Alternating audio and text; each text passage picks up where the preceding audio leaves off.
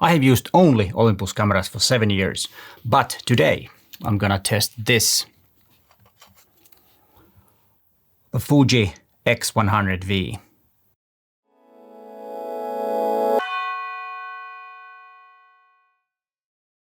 Hi there, my name is Peter Forsgard and I am a professional photographer from Helsinki, Finland. A disclaimer, this Fujifilm X100V is not mine. I borrowed it from Color Kolmio, which is the representative company of Fujifilm cameras here in Finland. And the usual legal stuff. They haven't seen this video before, nor have they even asked me to do this video. They just let me test it when I contacted them and I was interested in this camera. And I will tell you why I am interested in the Fuji X100V later in this video. So this is all my own opinion based on this week that I have, or the week that I have used this camera for mainly street photography. But we will get back into that, why I wanted to test specifically this camera. The camera itself is really beautiful, and what's of course more important is that how does it feel in your hand, and in my hand it feels really good. I have this extra rest for my thumb, which is really nice, even though there is a bit some downside on this one, because the most important knob or dial in my cameras are the ones that I make the exposure compensation. And Fuji X100V has it over here on top, but this is a bit stiff and not in a perfect position for me. But luckily you can customize the back wheel here, the small back wheel, to act as a exposure compensation wheel, and that works really well, a lot better. And but then I need to take this away because it's blocking it like this. But using it like this, I think it's not very bad idea, and it works really nice. And also all the other knobs on the top are very classical. You have the shutter speed dial here, and then there is the Fujinon 23mm f2.0 lens, which has aperture ring here, which of course also have the auto mode, so you can use full auto. And the shutter speeds are on top dial here. And then you have the ISO inside the shutter speed ring, which is a real retro. I tend to use aperture priority anyways. So for me, I don't really set the exposure to a certain amount. I do it very seldom, and especially in street photography, what this camera is really good for, I don't really need it. But of course, sometimes if I want to have a certain shutter speed to stop the motion or make a certain kind of motion blur, then of course it's better to have this. And you know, and then there is the joystick for moving the not the exposure, but the focusing point, which is really good, and you can adjust a different amount. It has a lot of exposure or AF points, and you know, using it, the joystick is really nice. It's a bit small for I have a fairly big hand, so it's a bit small to have, but all in all, I think for the look and feel, this is a marvelous camera. But let's continue taking photographs. There's something in the back that I want to photograph.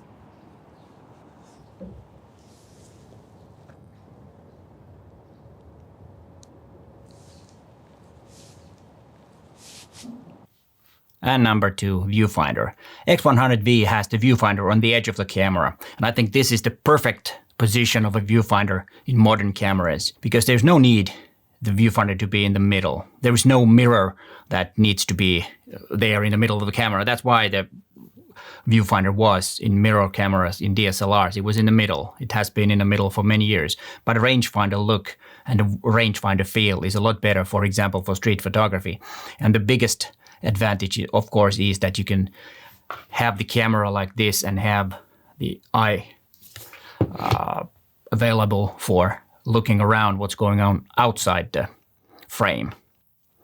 And there's also a very funny thing about it's not funny, but the different thing about this viewfinder, it actually has 2 viewfinders in the same viewfinder. They have the optical, and then there is the electronic viewfinder. And even though optical viewfinder is very strange when you're used to electronic viewfinder, it's the same thing if you used optical viewfinder for whole of your life, and then all of a sudden you have an electronic. It's a bit different thing. But I think the electronic viewfinder is so much better than optical. So I'm really glad that they have the EVF on this one too, because I wouldn't be able to do any photography with optical viewfinder. Even though it's a hybrid, it has all the information. So it's not, in a sense, the old-fashioned optical. It's kind of like a hybrid, which is of course very good. But still, what I really like about it is that there is the electronic viewfinder, which is really a good quality too. And then about the optical, there's also another funny thing. If you have the camera turned off, you can still see through the viewfinder, which a couple of times when I was out photographing, I had the camera turned off and then I left it on my eye and started looking at it. Looks a bit strange. Oh yeah, I need to turn it on. But that's just because I'm so used to it. It's not a big fault. But it's like always when you grab a new camera, it looks to be a bit odd because you're not used to it. So it's not that it's bad or anything like that. It's just different. And I think it's a good thing to have them both on this camera because there is a leveler in the front of the camera where you can switch the viewfinder. So it's in a very handy place. So it's an interesting concept, but I think it's a good choice. The lens in this camera is a Fujinon 23mm f2.0 lens. And since it has an APS-C size sensor, the equivalent field of view is about 35mm if we compare it to a 35mm camera, which some call full frame. And I think the lens that Fujinon has made, or Fujifilm has made for this camera is totally excellent. It's a really, really good lens. And the focal length, okay, it's not the best for my way of working and my kind of field of view that I usually see, because when I have this 23mm, which is a 17mm lens, if we compare it to Micro Four Thirds, it's a bit too wide for me. I don't know why it is, but it's something that I see things a bit more condensed than as wide as this one. So it's been not so easy to make images with this because of the focal length. And it's something that's not the fault of the camera, it's my fault. So it's nothing wrong with the camera. And I think the idea to have a camera like this with the fixed lens is a very marvelous idea for many, and that's why I think this camera is something totally unique. And like you probably already figured out, that I really like this combination. But I will continue making some images and let's talk some more after that.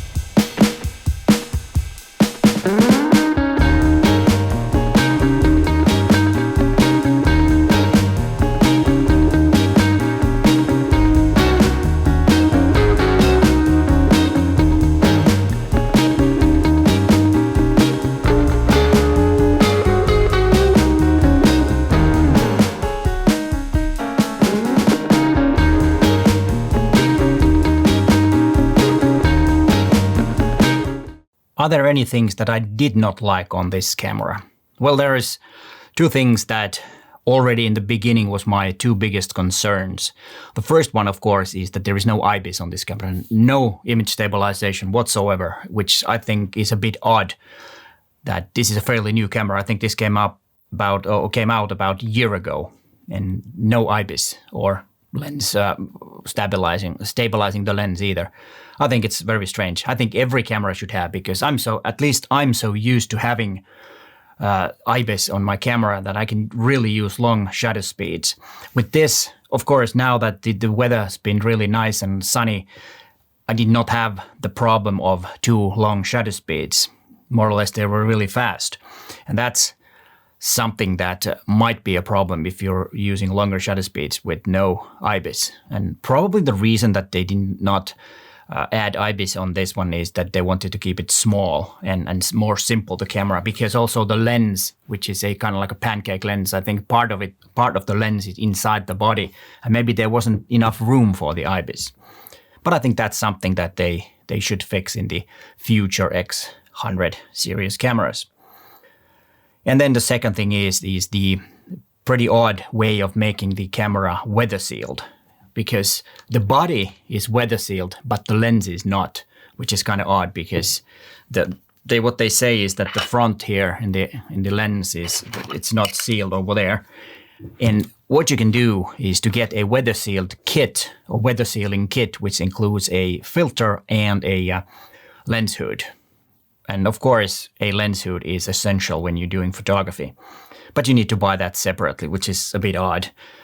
Well, maybe the same thing. You can make the lens a bit smaller and you can make it a bit cheaper without the weather sealing. But it is a very odd thing that you have built-in lens, a fixed lens, and then you have the body fully weather sealed, but not the lens. So that's very strange. But otherwise, you know, if you have the weather sealing kit, then you wouldn't have any problems. And what they said actually in color collimate is you can actually dip this into the water. So it's very well weather sealed, which is really a good thing, because this is a very good camera for street photography. And, you know, weather might be a bit bad sometimes. So it's a good thing to have weather sealed camera when you're doing street photography. You don't have to stop when it starts raining, when you actually can get really nice images. Yeah, the experience with this camera has been really a pleasure. And if I was looking for a street photography camera, I would really consider getting one of these, because I think this is the best street photography camera that I have so far used. But as I said, I haven't been using really that many different cameras, so that's probably why. But it doesn't mean that this is no good. This is totally excellent camera, and I really appreciate that I had the chance to test this. And the only downside for that is that it is not the cheapest option out there. It is 1,400 euros, which is quite a lot for a camera that has a compact. And now someone is ruining my audio again. They are doing something over there. I hope this doesn't... Well, I will continue in a moment.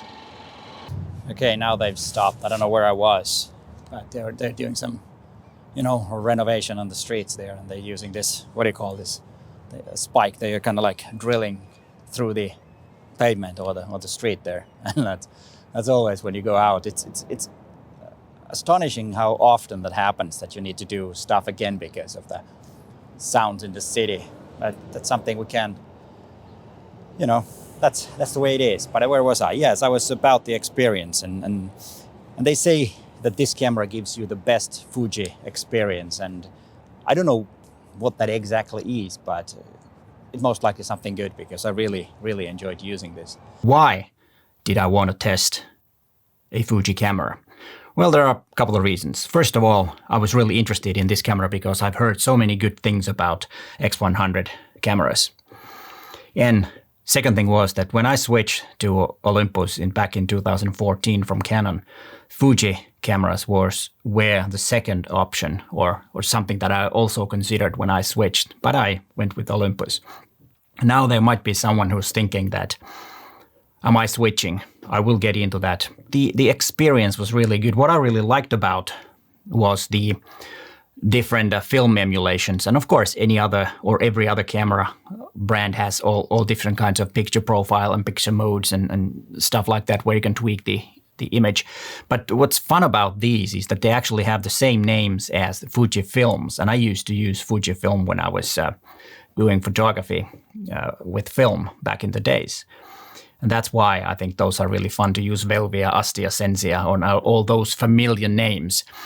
And they also work on Lightroom. So Lightroom has those profiles now, like they have with other camera brands too, who might have similar picture profiles. But of course, they can use the same names as Fuji because they are, you know, trademarked by Fuji. And I think that was quite fun to use. And the problem, what they say is with Fuji, because it has the X sensor, I'm not really sure. It's a bit different than the Bayer sensor that most cameras have, and they say that the image quality is not as good if you're using Lightroom. Yeah, there was a bit difference when I used Capture One, but the difference was so small that I didn't really care about that because you know, I'm not a pixel peeper, and I think the image quality was stunning using Lightroom, so there was no big difference in that. And overall, the image quality, like you saw and like I said, was really good, and I really liked it. It's a bit bigger sensor than Micro Four Thirds, and yes, I could see that the dynamic range is a bit better And that's something that I really like, because you can pull out some details from the shadows a bit better than with Micro Four Thirds. So there are advantages, but of course that's what it is. You have a bit bigger sensor, it is better in terms of image quality. But of course, there are advantages with Micro Four Thirds too. And so you can't say which one is better. It's more which one is better for you.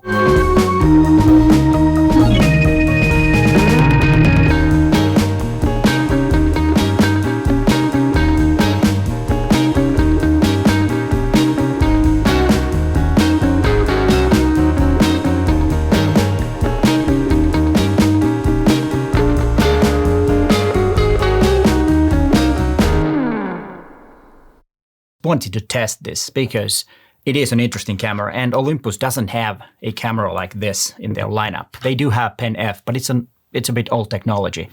And the only, or actually not the only, but one other thing is of course the fixed lens on this one, which is it's a premium compact, so it's a bit different. But they do have, Fujifilm do have, I think it's X-E4, that's quite similar to this, about the same size, but it has interchangeable lenses. So that's something that I might try again. It's not again. I might try after I've tried this, if they have it in color column where I loaned this camera.